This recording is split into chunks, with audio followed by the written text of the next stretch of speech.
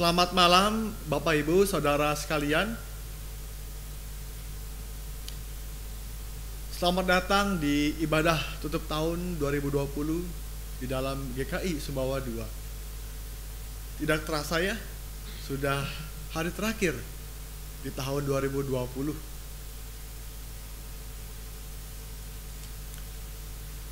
Watalisan pada hari ini adalah sebagai berikut. Pelayan firman pada kebaktian tutup tahun hari ini adalah Pendeta Peter A. Wijaya. Demikian watalisan pada hari ini. Warta selengkapnya dapat dibaca dalam Warta Jemaat online.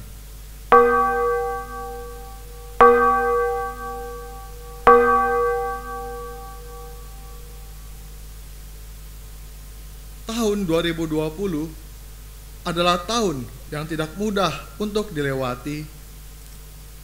Tahun yang diwarnai dengan kecemasan, kegalauan, kesedihan, kejenuhan, dan keputusasaan. Ya, tahun 2020 yang menyimpan banyak kisah pilu. Dan hanya karena kekuatan dan penghiburan dari Tuhan, kita dapat mengakhiri pertandingan iman di tahun 2020. Umat dipersilakan berdiri. Marilah kita menyambut kebaktian ini dengan menyanyikan kekuatan serta penghiburan.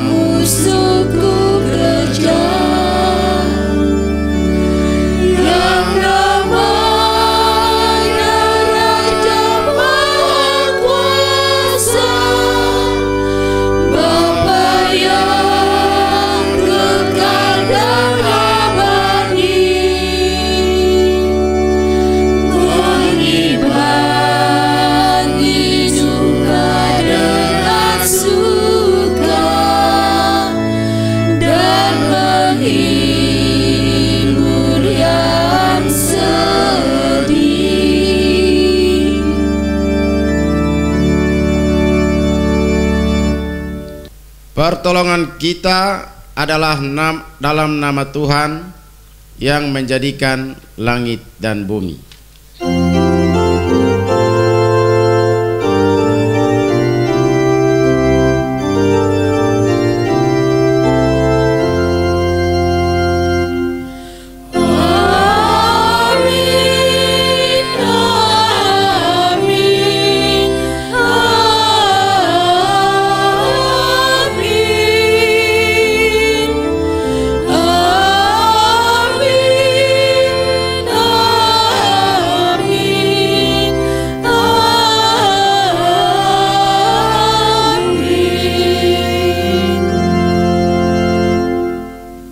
Tuhan beserta saudara. Dan beserta saudara juga. Umat yang dikasihi Tuhan, tema ibadah tutup tahun hari ini adalah bijaksana di akhir tahun. Bijaksana di akhir tahun. Suatu kali Agur bin Yake berdoa kepada Tuhan demikian, "Dua hal aku memohon kepadamu, jangan itu kau tolak sebelum aku mati, yakni jauhkanlah daripadaku kecurangan dan kebohongan. Jangan berikan kepadaku kemiskinan atau kekayaan. Biarkanlah aku menikmati makanan yang menjadi bagianku, supaya kalau aku kenyang, aku tidak menyangkalmu dan berkata, siapa Tuhan itu? Atau kalau aku miskin, aku mencuri dan mencemarkan nama Allahku." Pandemi COVID-19 telah menguras banyak pikiran, tenaga, dan harta kita. Tidak sedikit juga di antara kita yang merasakan kehilangan pekerjaan, kehilangan kesempatan dan peluang, kehilangan rasa aman dan tentram, kehilangan mimpi dan harapan, bahkan kehilangan orang-orang yang kita cintai. Di dalam kecemasan dan kekurangan, apakah kita telah mencemarkan nama Allah? Jika kita mampu bertahan sampai saat ini, apakah kita telah menyangkal Tuhan? Di hari terakhir tahun 2020 ini, marilah kita mengenang dan memeriksa kembali setiap langkah kehidupan kita di hadapan Tuhan.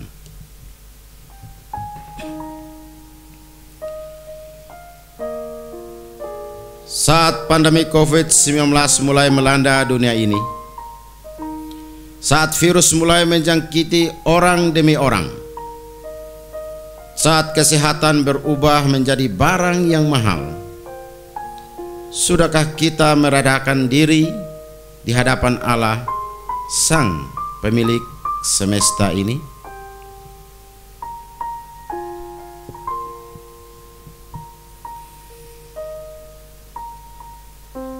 Saat ciuman dan rangkulan berubah menjadi senjata yang mematikan, saat tidak mengunjungi kerabat dan sahabat berubah menjadi tanda cinta dan sayang kita, saat ketidakhadiran diri di gedung gereja berubah menjadi bentuk ibadah yang sejati, sudahkah kita membuka diri, hati dan pikiran untuk merasakan cinta dari Allah, Sang Maha Kasih?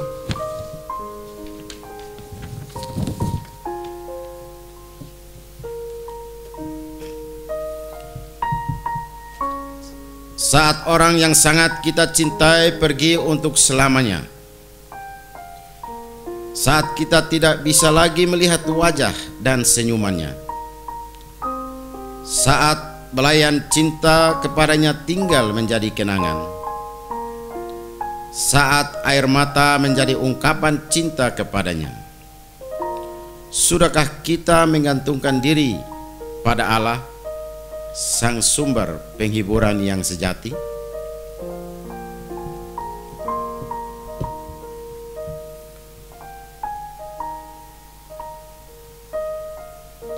Saat keseharian bergerak dalam segala pembatasan, saat arah kehidupan diliputi ketidakpastian, saat krisis menerpa segala bidang kehidupan, saat segala rencana dan mimpi menguap begitu saja, Sudahkah kita menyadarkan diri pada Allah, Sang Sumber pengharapan?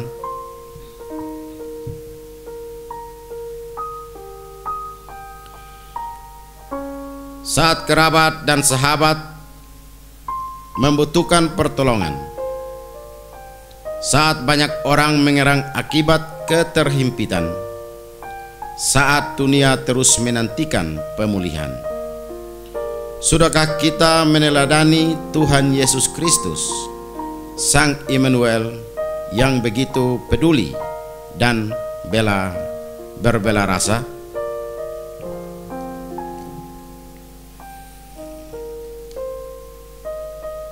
Marilah kita berdoa.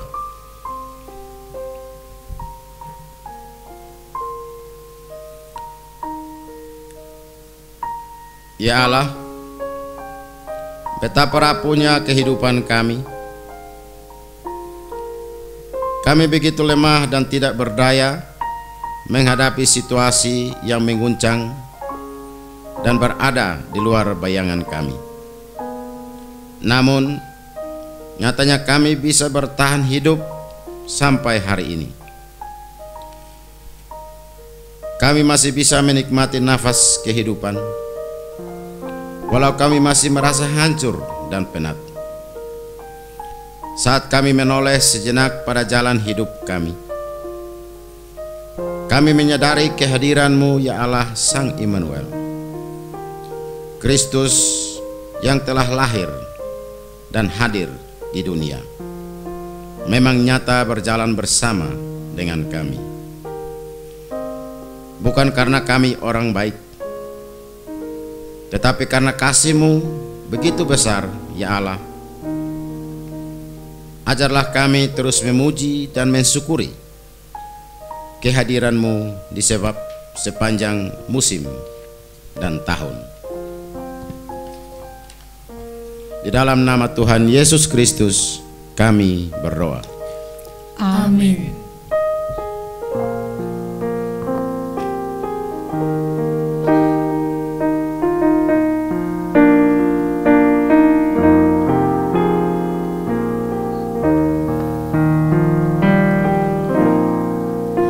Sejenak aku menoleh pada jalan yang telah ku tempuh.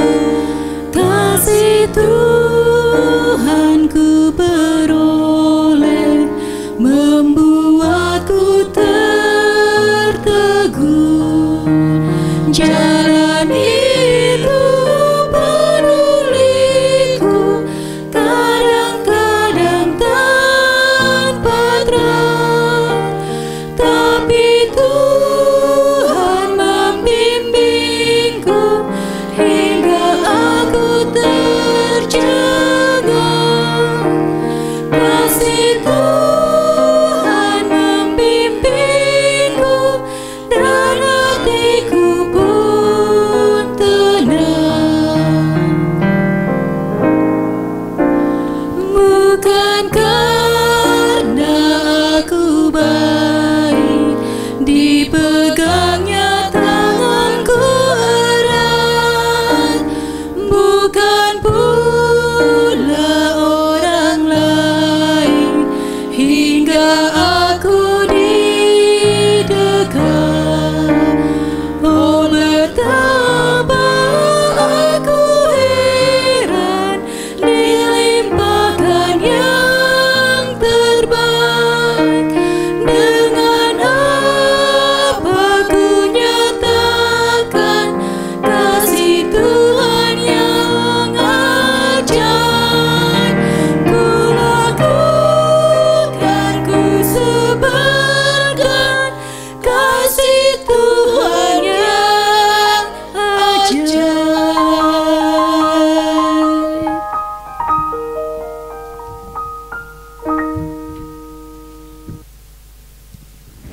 Marilah kita berdoa.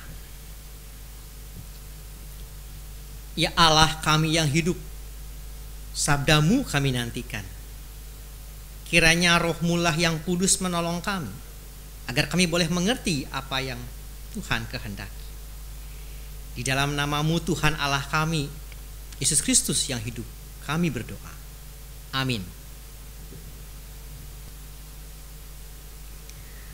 Pembacaan Kitab 1 Raja-Raja pasal 3 ayat 5. Di Gibeon itu Tuhan menampakkan diri kepada Salomo dalam mimpi pada waktu malam. Berfirmanlah Allah, mintalah apa yang hendak kuberikan kepadamu. Lalu Salomo berkata, Engkaulah yang telah menunjukkan kasih setiamu yang besar kepada hamba-Mu Daud, ayahku, sebab ia hidup di hadapan-Mu dengan setia, benar dan jujur terhadap Engkau. Dan Engkau telah menjamin kepadanya kasih setia yang besar itu dengan memberikan kepadanya seorang anak yang duduk di tahtanya seperti pada hari ini. Maka sekarang ya Tuhan Allahku, Engkaulah yang mengangkat hamba-Mu ini menjadi raja menggantikan Daud ayahku. Sekalipun aku masih sangat muda dan belum berpengalaman. Demikianlah hamba-Mu ini berada di tengah-tengah umat-Mu yang Kau pilih. Suatu umat yang besar, yang tidak terhitung dan tidak terkira banyaknya. Maka berikanlah kepada hamba-Mu ini hati yang faham, menimbang perkara untuk menghakimi umat-Mu dengan dapat membedakan antara yang baik dan yang jahat. Sebab siapakah yang sanggup menghakimi umat-Mu yang sangat besar ini? Lalu adalah baik di mata Tuhan bahwa Salomo meminta hal yang demikian. Jadi berfirmanlah Allah kepadanya, oleh karena engkau telah meminta hal yang demikian dan tidak meminta umur panjang atau kekayaan atau nyawa musuhmu, melainkan pengertian untuk memutuskan hukum. Maka sesungguhnya aku melakukan sesuai dengan permintaanmu itu. Sesungguhnya aku memberikan kepadamu hati yang penuh hikmat dan pengertian, sehingga sebelum engkau tidak ada seorang pun seperti engkau, dan sesudah engkau takkan bangkit seorang pun seperti engkau. Dan juga apa yang tidak kau minta aku berikan kepadamu, baik kekayaan maupun kemuliaan, sehingga sepanjang umurmu takkan ada seorang pun seperti engkau di antara raja-raja. Dan jika engkau hidup menurut jalan yang kutunjukkan dan tetap mengikuti segala ketetapan dan perintahku, sama seperti ayahmu Daud, maka aku akan memperpanjang umurmu. Demikianlah sabda Tuhan. Syukur kepada Allah. Bacaan Injil. Pembacaan Injil Tuhan Yesus Kristus menurut Yohanes pasal 8 ayat 12.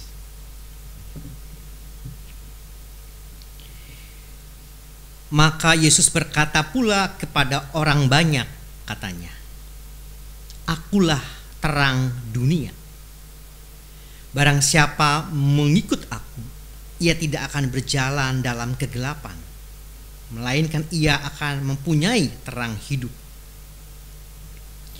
Kata orang-orang Farisi kepadanya, Engkau bersaksi tentang dirimu, kesaksianmu itu tidak benar. Jawab Yesus kepada mereka, katanya, Biarpun aku bersaksi tentang diriku sendiri, namun kesaksianku itu benar. Sebab aku tahu dari mana aku datang dan kemana aku pergi. Tetapi kamu tidak tahu dari mana aku datang dan dari mana dan kemana aku pergi. Kamu menghakimi menurut ukuran manusia. Aku tidak menghakimi seorang pun. Dan jikalau aku menghakimi, maka penghakimanku itu benar. Sebab aku tidak seorang diri, tetapi aku bersama dengan Dia yang mengutus aku. Dan dalam kitab Tauratmu ada tertulis bahwa kesaksian dua orang adalah sah. Akulah yang bersaksi tentang diriku sendiri, dan juga Bapa yang mengutus aku bersaksi tentang aku. Maka kata mereka kepadanya, "Di manakah Bapamu?" Jawab Yesus, "Baik aku maupun Bapakku tidak kamu kenal. Jikalau sekiranya kamu mengenal aku, kamu mengenal juga Bapakku." Demikianlah Injil Tuhan Yesus Kristus. Berbahagialah mereka yang mendengarkan firman Allah dan yang memeliharanya. Haleluya.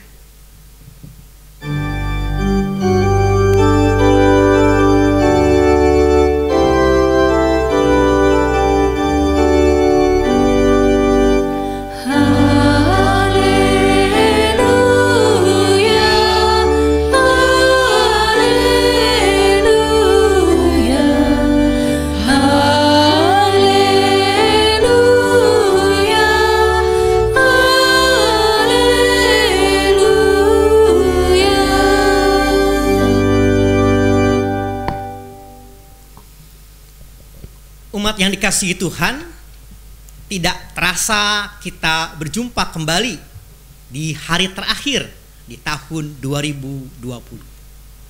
Kita akan merenungkan tentang sebuah tema, yaitu bijaksana di akhir tahun. Berbicara mengenai tahun 2020, ada begitu banyak hal yang kita tentunya sangat masih kuat di dalam ingatan kita dan masih terjadi saat ini. Ada begitu banyak kenangan, tapi yang paling begitu kuat dalam kehidupan kita di tahun 2020 adanya wabah COVID-19. Oleh karena itu sepanjang 2020 ada begitu banyak kegalauan, kekhawatiran, ketakutan. Dan itu semua berimbas kepada semua orang. Tidak pandang agama, tidak pandang kaya atau miskin, tidak pandang umur. Di tahun 2020 ada begitu banyak kegalauan. Dan di dalam kegalauan itu kita bisa terjebak di dalam keluhan dan terus mengeluh, putus asa, menyesal, dan banyak hal.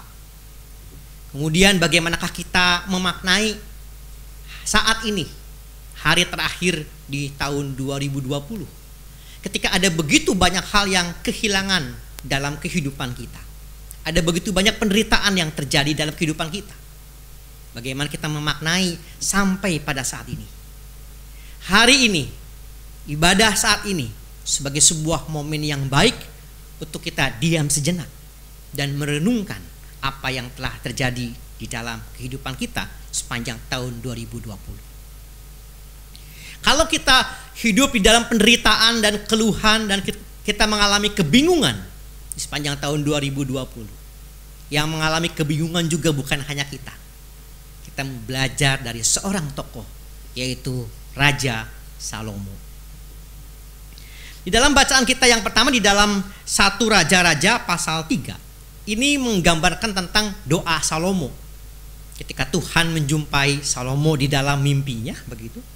Kemudian Tuhan menyampaikan kepada Salomo, "Mintalah apa yang hendak kuberikan kepadamu."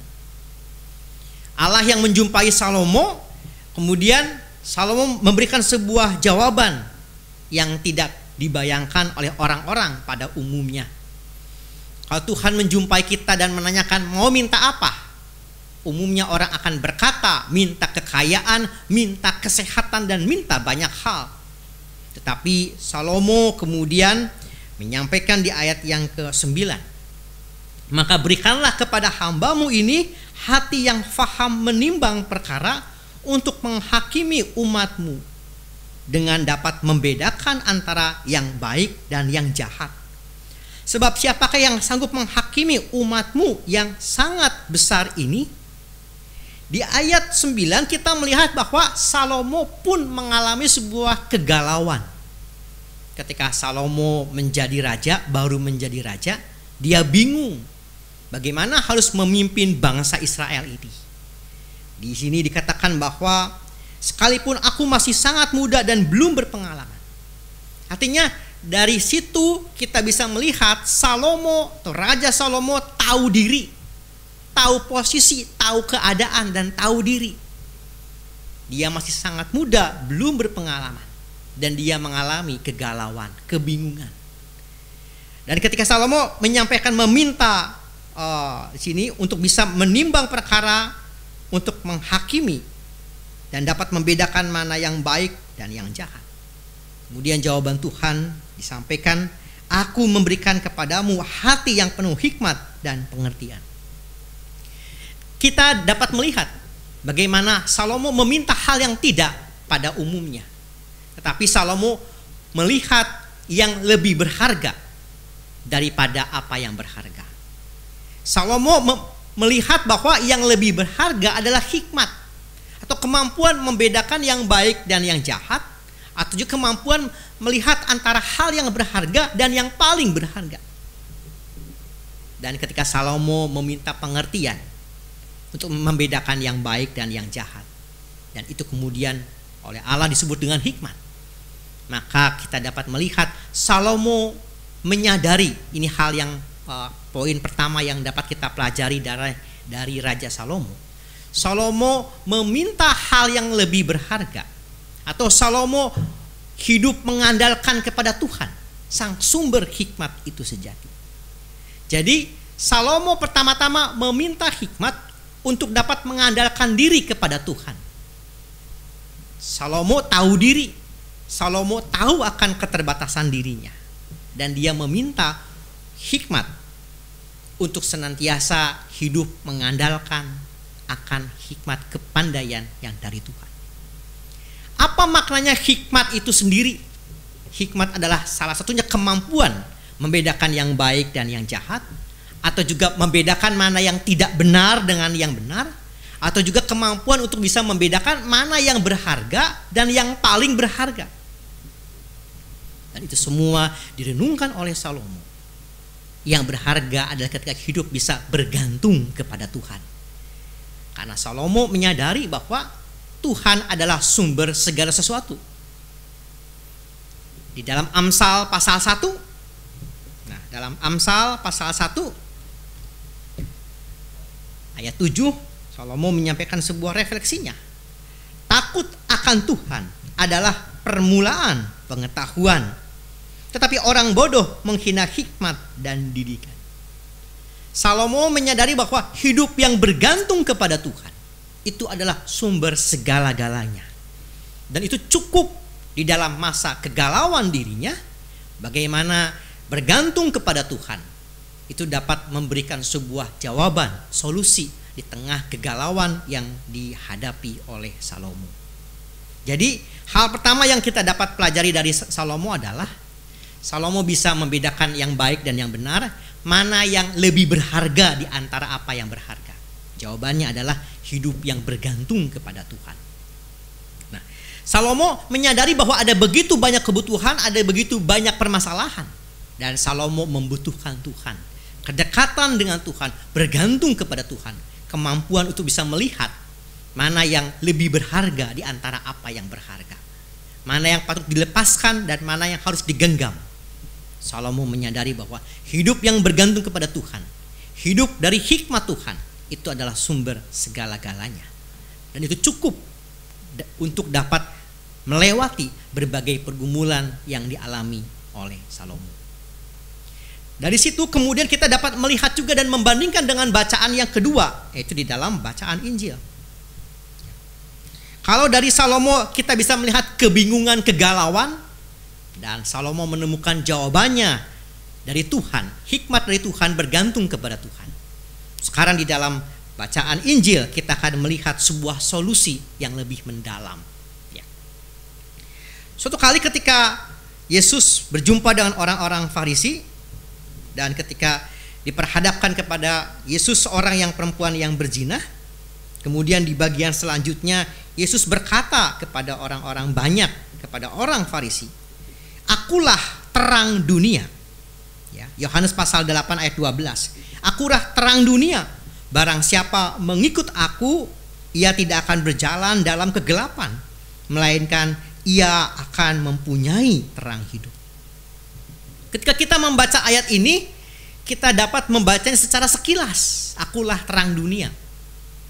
Tetapi di dalam ayat yang sangat singkat ini ada begitu banyak hal yang sangat luar biasa yang dapat kita gali. Bagian yang pertama yang mau kita lihat adalah akulah terang dunia. Akulah terang dunia, ya. Meskipun 3 kata, tetapi ini merupakan kata yang sangat terkait dengan banyak ayat. Dan ini punya makna yang mendalam. Pertama, kata akulah. Kedua, terang. Dan ketiga, dunia. Apa maknanya kata akulah? Akulah bukan semata keterangan menunjuk ini aku. Tapi Bapak Ibu kalau senang membaca Alkitab dan pernah membaca Alkitab secara utuh, temukan di mana Yesus berkata akulah. Pada ayat apa saja, pada contoh apa saja. Ada beberapa hal. Ya. Di sini katakan akulah terang dunia. Apalagi? Akulah pokok anggur yang benar. Apalagi?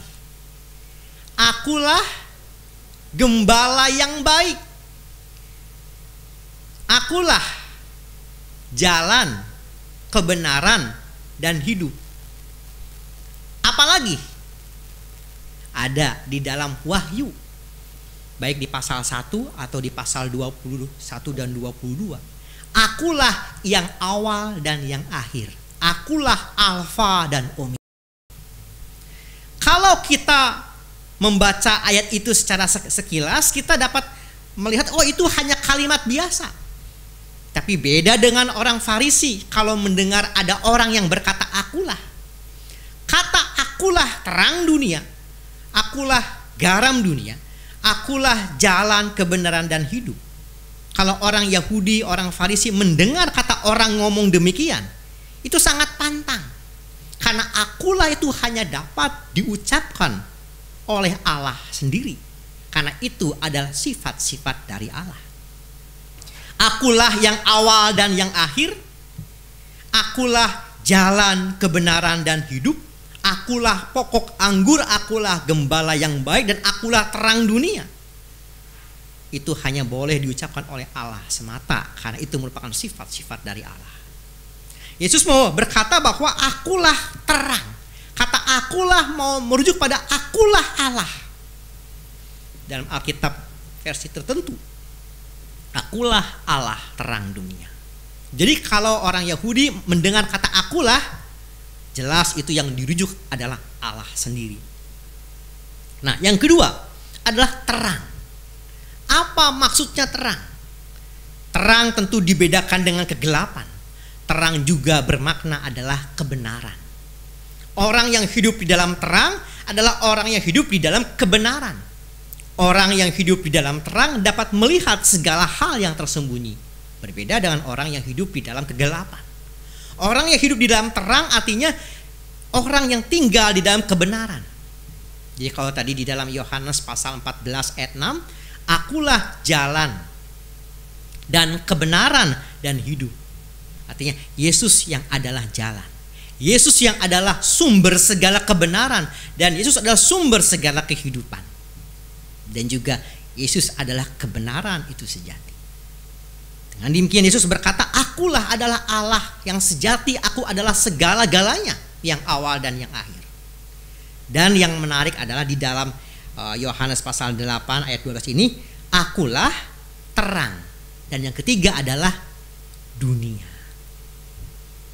Apa maknanya dunia? Dunia bukan hanya untuk sebagian negara. Dunia bukan untuk wilayah tertentu saja. Tapi dunia merupakan tempat hidup keseluruhan umat manusia. Dan Yesus berkata, akulah terang bagi semua orang, terang dunia. Dari sini kita dapat melihat bahwa adanya keterhubungan antara kisah Salomo meminta hikmat dengan Yesus yang menyampaikan akulah terang dunia. Salomo tahu diri bahwa dia galau, dia bimbang akan masa depannya. Dan Yesus mau berkata bahwa di dalam aku solusi atau jawaban segala apa yang ada di dalam dunia. Atau segala apa yang menjadi kegelisahan hati, solusinya adalah di dalam Tuhan. Ini merupakan sebuah hal yang klop pada saat kita merenungkan di akhir tahun pada saat ini. Namun permasalahannya adalah ketika Yesus mengatakan aku adalah terang dunia, tentu bagi orang Farisi itu namanya menghujat Allah. Mana buktinya, mana saksinya? Tapi Tuhan Yesus mau mengajak orang banyak pada hal yang lebih penting. Bukan sekadar tahu apa yang benar, tetapi melakukan apa yang benar, apa yang menjadi kehendak Allah selanjutnya. Kalau orang Farisi tidak mau tahu, tapi Yesus sudah menyampaikan apa yang benar, bagaimana kemudian buat kita saat ini? Kalau kita menempatkan diri seperti Salomo yang tahu diri, tahu bahwa segala jawaban atas pergumulan adalah di dalam Tuhan, hal yang berharga. Dan selanjutnya bagaimana dengan kita? Bukan hanya tahu apa yang baik. Dari Salomo kita dapat belajar bagaimana hidup yang mensyukuri hidup. Ada hal yang berharga, tapi yang paling berharga adalah hidup di dalam Tuhan. Dalam kehidupan Salomo juga kita bisa belajar pada kesempatan saat ini. Ketika kita memandang tahun 2020, yaitu bagaimana kita bisa hidup seperti Salomo, hidup yang mensyukuri hidup. Hidup yang merasakan pemeliharaan Tuhan.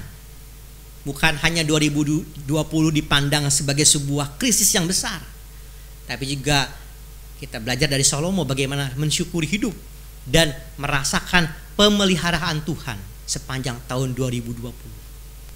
Maret di awal pandemi, bahkan sampai sekarang belum selesai, ada begitu banyak pemeliharaan Tuhan. Itu yang patut kita syukuri.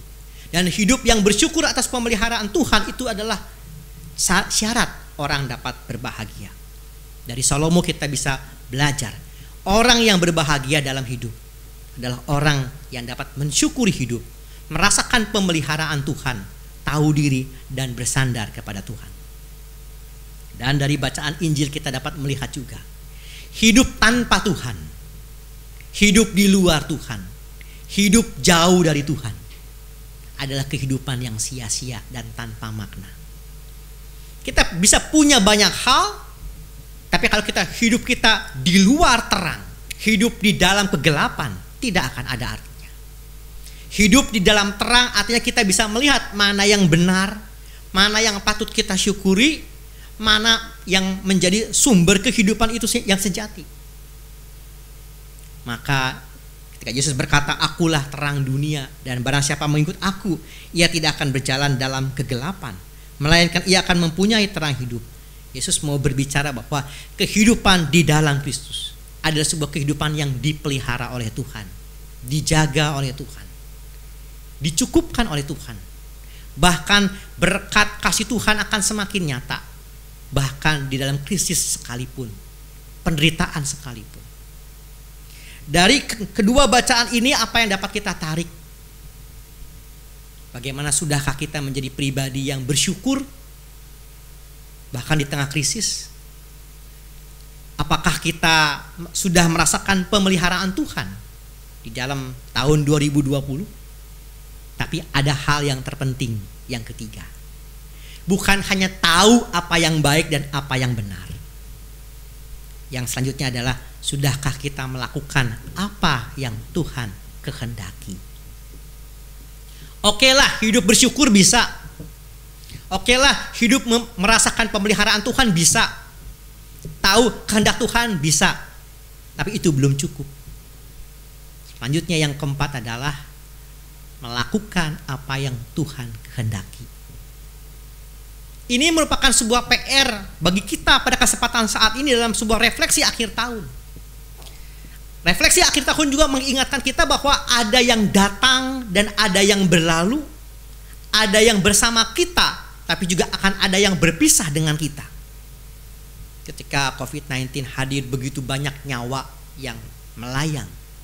Orang yang saat ini ada bersama dengan kita, mungkin besok tidak akan ada bersama dengan kita. Di tengah waktu yang adalah kesempatan dan anugerah itu, sudahkah kita mengenal kehendak Tuhan lebih baik? Dan bukan hanya kenal, tapi melakukan apa yang Tuhan kehendaki. Bukan semata apa yang ingin aku lakukan, tapi apa yang Tuhan kehendaki yang belum aku lakukan. Oleh karena itu, satu pertanyaan yang patut kita renungkan di dalam saat ini adalah, pertanyaannya, Mengapa saya, Bapak Ibu atau Anda masih hidup sampai saat ini? Ketika begitu banyak nyawa melayang, pernahkah Anda, kita, dan saya berpikir, kenapa saya hidup? Kenapa saya masih hidup sampai sekarang? Dan salah satu jawabannya adalah karena masih ada satu hal, masih ada hal-hal yang belum kita lakukan. Dan kita perlu mengenal jawabannya dari apa yang Tuhan kehendaki. Apa contohnya? Melakukan yang terbaik bagi orang-orang yang kita kasihi, atau juga berdamai dengan orang yang belum berdamai dengan kita? Melakukan yang terbaik bagi orang-orang di sekeliling kita, menjadi berkat bagi orang di sekitar kita, hidup yang lebih mendekatkan diri kepada Tuhan. Itu yang sepatutnya juga kita lakukan. Bukan hanya tahu kehendak Tuhan, bersyukur, belum cukup. Tapi Tuhan masih minta dari dalam diri kita melakukan apa yang belum kita lakukan. Hidup menjadi berkat, hidup berdamai dengan orang yang belum berdamai, mengasihi orang-orang di sekeliling kita, dan kehidupan yang menjadi berkat. Bagi yang punya orang tua, bersyukurlah. Tapi bukan hanya bersyukur, berilah hal yang terbaik, kasih kepada orang tua. Bagi yang punya sahabat dan kerabat, jadilah berkat. Bagi yang punya seteru, ganjelan, atau musuh, berdamailah dengan mereka. Oleh karena itu kiranya menjadi tutup tahun saat ini, menjadi sebuah refleksi. Apa yang patut kita syukuri, apa yang patut kita renungkan. Satu lagu yang sebelum tadi kita nyanyikan, sebelum di dalam khotbah begitu ya, yang lagu Sejenak Aku Menoleh, ini yang ditulis oleh Pontas Purba. Ini merupakan refleksi dari Pontas Purba ketika dia pernah mengalami serangan jantung dan harus pasang ring demikian. Disitulah Pontas Purba merenungkan, kalau aku menoleh ke belakang, seharusnya aku sudah mati, kira-kira demikian. Tapi hanya karena kasih Tuhan semata, Tuhan masih memberiku anugerah kehidupan. Maka aku mau bersyukur. Kasih Tuhan membimbingku dan hatiku pun tenang. Pontas Purba menyadari bahwa aku harusnya sudah mati. Tapi kalau aku saat ini masih hidup melihat ke belakang, bukankah aku yang harusnya lebih banyak bersyukur dalam kehidupan? Lagu yang lain juga yang mengingatkan kita, sebutkan satu lagu yang biasanya dinyanyikan di akhir tahun. Lagu apakah itu? Saya dapat bertanya kepada kita Pak yang di sini. Lagu yang biasanya dinyanyikan di akhir tahun, lagu apa? Ya? Bukan. Itu, tapi ada lagi. Apa lagi? Nanti akan kita coba nyanyikan pelan. Lagunya adalah Oleng Sain. Oleng Sain. Yang dinyanyikan oleh, yang sempat dinyanyikan oleh Herin Pirena dan juga Nikita. Kira-kira syairnya demikian, nanti sambil dipelajari ya. Kini tiba saatnya. Apa? Kini tiba saatnya kita untuk berpisah. Dengan siapa? Kini tiba saatnya kita untuk berpisah di tahun yang apa? Tahun yang lama yang penuh kenangan. Semoga di tahun yang baru Tuhan memberkati dan memberikan kebahagiaan dibanding dengan tahun yang silam. Tahun yang silam ya. Lagu ini mengingatkan kita bahwa memang hari ini adalah hari yang penuh emosional. Kita bukan hanya mau berpisah dengan, bukan hanya dengan berpisah dengan waktu tahun 2020. Bukan hanya itu. Tapi mungkin ada saatnya kita akan berpisah dengan beberapa orang. dengan orang tua, dengan kawan, dengan kerabat, akan ada saatnya kita berpisah. Coba nyanyikan pelan-pelan ya.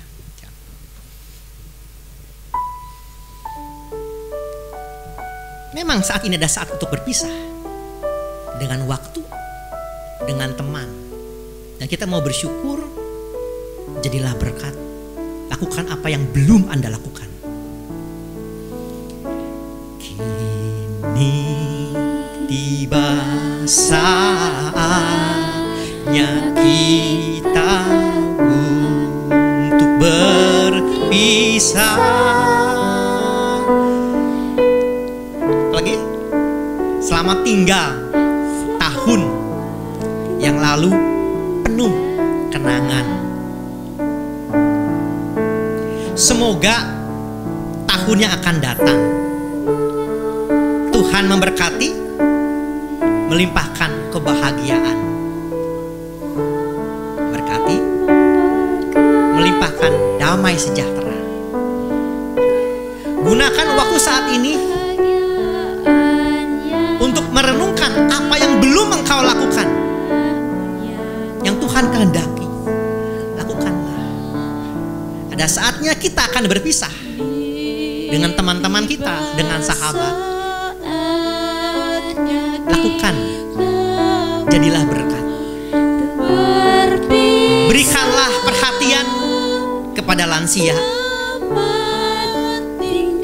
Berikanlah perhatian kepada anak dan saudara. Berikanlah juga perhatian kepada orang-orang masyarakat di sekeliling Anda. Berdamailah dengan orang yang belum Anda berdamai. Bukan sekadar kita tahu kehendak Tuhan, tapi melakukan apa yang Tuhan kehendaki. Selamat berpisah tahun 2020. Selamat berpisah mungkin kalau tidak berjumpa kembali. Tapi setiap waktu akan ada pemeliharaan Tuhan dalam kehidupan kita. Tuhan kiranya menolong, memberkati kita melakukan yang terbaik, sehingga perpisahan menjadi sebuah perpisahan yang bermakna dan menjadi berkat. Tuhan memberkati kita semua. Amin.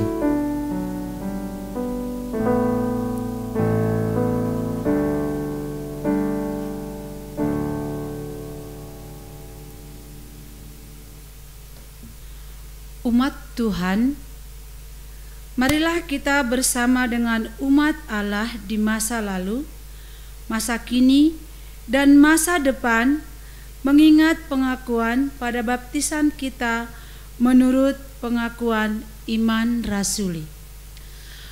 Aku percaya kepada Allah, Bapa yang Maha Kuasa, Hali langit dan bumi, dan kepada Yesus Kristus, Anaknya yang tunggal Tuhan kita, yang dikandung daripada Roh Kudus, lahir dari anak darah Maria, yang menderita sengsara di bawah pemerintahan Pontius Pilatus, disalibkan, mati dan dikuburkan, turun ke dalam kerajaan maut. Pada hari yang ketiga, bangkit pula dari antara orang mati, naik ke sorga, duduk di sebelah kanan Allah, Bapa yang Maha Kuasa, dan dari sana Ia akan datang untuk menghakimi orang yang hidup dan yang mati. Aku percaya kepada Roh Kudus, gereja yang kudus dan am, persekutuan orang kudus, pengampunan dosa, kebangkitan orang mati, dan hidup yang kekal. Amin. Marilah kita menaikkan doa syafaat. Puji syukur kami naikkan atas pemeliharaan Tuhan di sepanjang tahun 2020. Kami bersyukur atas kasih Tuhan bahkan di tengah krisis yang terjadi. Dan pada saat ini kami mau berdoa Tuhan secara khusus untuk pelayanan dari majelis jemaat dan umat di KI Sumbawa II. Meski di tengah krisis, mampukan kami tetap memberikan pelayanan yang terbaik. Tuhan, kami juga hendak berdoa untuk pemerintah dan tenaga medis yang terus berjuang dalam memutus rantai penyebaran dan juga diberikan hikmat oleh Tuhan. Kiranya pemerintah dan tenaga medis dapat menghalau, mengurangi wabah yang ada. Tuhan, kami juga hendak berdoa untuk keluarga yang berjuang, yang secara khusus yang terkena imbas dari wabah, baik keluarga yang terkena imbas dalam hal ekonomi ataupun juga keluarga yang terkena COVID-19. Tuhan yang menolong, menguatkan, menghibur, menyembuhkan dan memulihkan. Tuhan, kami juga hendak berdoa untuk umat GKI Sumbawa II di dalam masa saat ini. Kami hendak berdoa Tuhan, kiranya pemulihan ekonomi dan spiritual dan tetap berjuang. Dan Tuhan, mampukanlah kami senantiasa hidup mengandalkan Tuhan, mengenal kehendak-Mu, dan terlebih dari itu melakukan apa yang Tuhan kehendaki dan yang belum kami lakukan untuk kami lakukan. Ya Bapa, ya Tuhan, dalam kemurahan-Mu, dengarkanlah doa kami. Amin.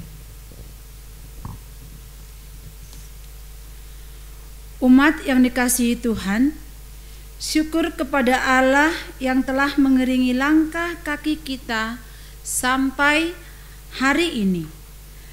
Marilah kita bawa persembahan syukur kita kepada Allah sambil mengingat pesan firman Tuhan di dalam surat Paulus yang pertama kepada jemaat di Tesalonika pasal 5 ayat 18.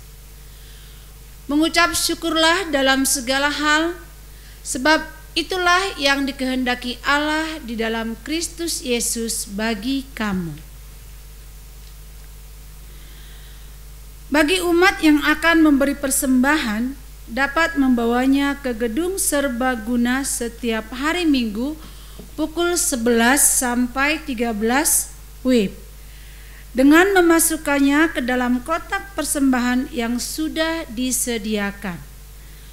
Umat dapat juga memberi persembahan dengan cara transfer melalui alamat nomor rekening yang tertulis di bawah ini.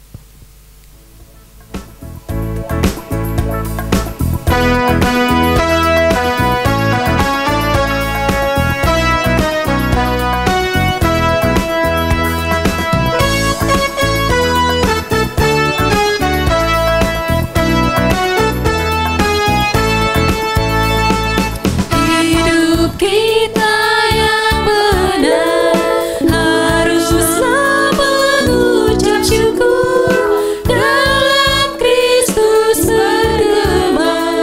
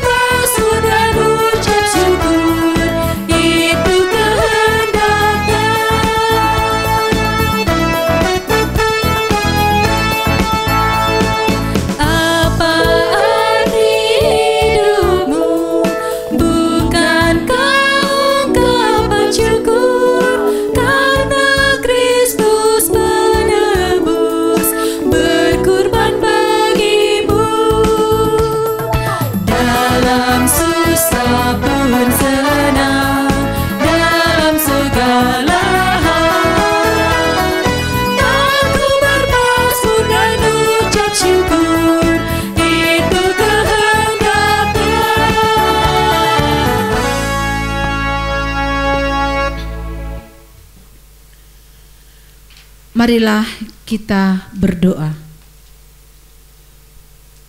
Ya Tuhan, kami mau bersyukur dalam segala hal, dalam susah maupun senang, atas segala kebaikan yang kami terima dari Tuhan hari lepas hari, yang sungguh nyata dalam kehidupan kami. Persembahan ini adalah ungkapan rasa syukur yang kami berikan dengan penuh sukacita. Di dalam nama Tuhan Yesus kami berdoa dan bersyukur. Amin. Saudaraku, kita tahu bahwa dalam persekutuan kita dengan Tuhan, jerih payah kita tidak akan sia-sia. Banyak peristiwa manis dan pahit telah mewarnai tahun 2020.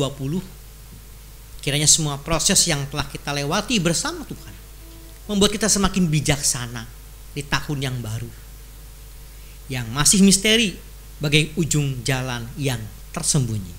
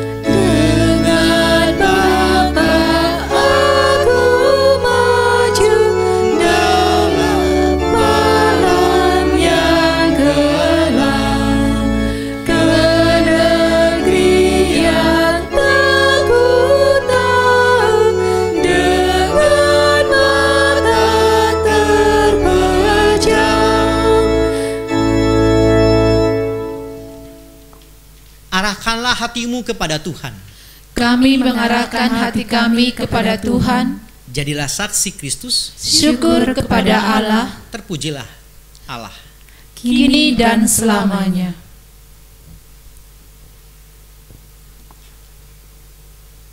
Tuhan memberkatimu waktu tenang atau tegang.